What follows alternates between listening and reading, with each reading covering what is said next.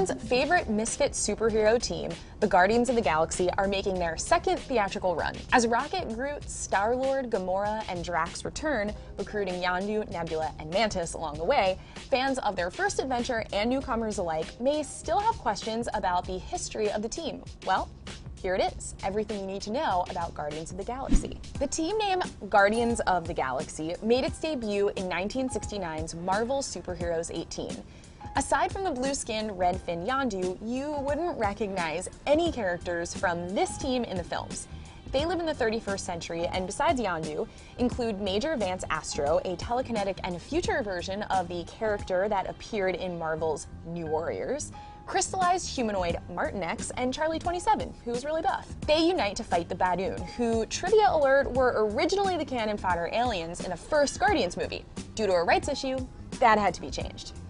This team time-traveled a bit, made sporadic guest appearances in the 70s and 80s, and had a 62-issue series in the 1990s where they added members like Nikki, who had fire for hair, and Starhawk, a godlike energy projector who will be played by Sylvester Stallone in Guardians of the Galaxy Part 2. It wasn't until 2008 that the team which inspired the movie came along. These Guardians spun out of a crossover event series called Annihilation Conquest. This version of the Guardians looks a lot like the on-screen one. Star-Lord is the leader, with Gamora, Drax, Rocket, and Groot all there as well. However, there were two notable additions. Adam Warlock, an ultra-powerful, cosmically created man with an Infinity Stone powering him, and who was not overtly tan, he was actually orange, and Quasar, aka Phyla Vell, super powerful daughter of the original Captain Marvel. No, not the lady there will be a movie about, but the blonde dude. Mantis was also around to help the team out. They were often coordinated from their home base of Nowhere by Cosmo, a cosmically empowered Russian telepathic dog, because why wouldn't they be? From there, it seemed to be a series of one massive cosmic crossover to another for the Guardians. They fought a war of kings with characters like Black Bolt and the Inhumans, the Shi'ar Imperial Guard, and Adam Warlock's evil self called Magus.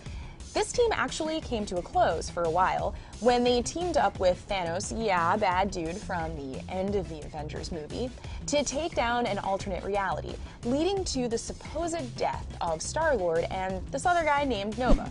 But you can't keep a good band of misfits down, and Guardians of the Galaxy reformed, this time with Iron Man in tow, as more of a cosmic Avengers.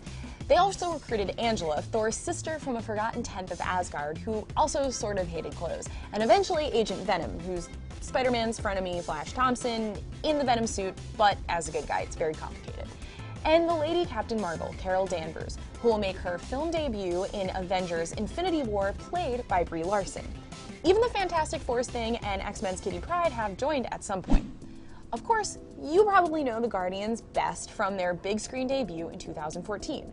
Co-written and directed by James Gunn, Guardians of the Galaxy took a lot of moviegoers by surprise. The characters, despite being in a critically acclaimed but only 6 years old comic series, were unknown to fans. You had Chris Pratt as Star-Lord, the human adventurer with excellent movie taste, Zoe Saldana as Gamora, the deadly assassin, ex-WWE superstar Dave Bautista as Drax the Destroyer, out for nothing but revenge, Bradley Cooper as Rocket the Raccoon, and Vin Diesel as Groot.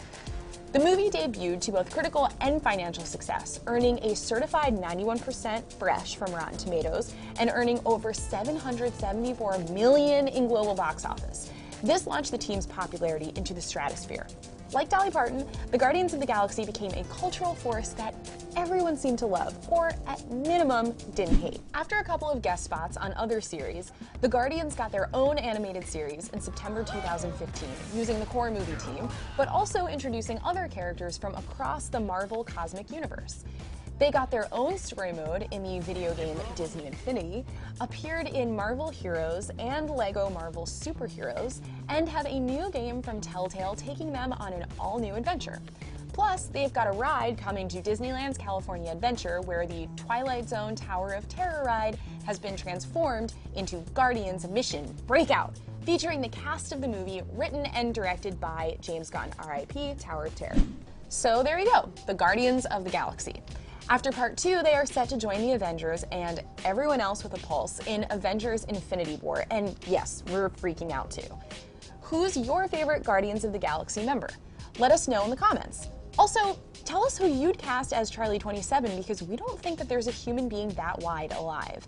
And don't forget to subscribe to our YouTube channel for more videos.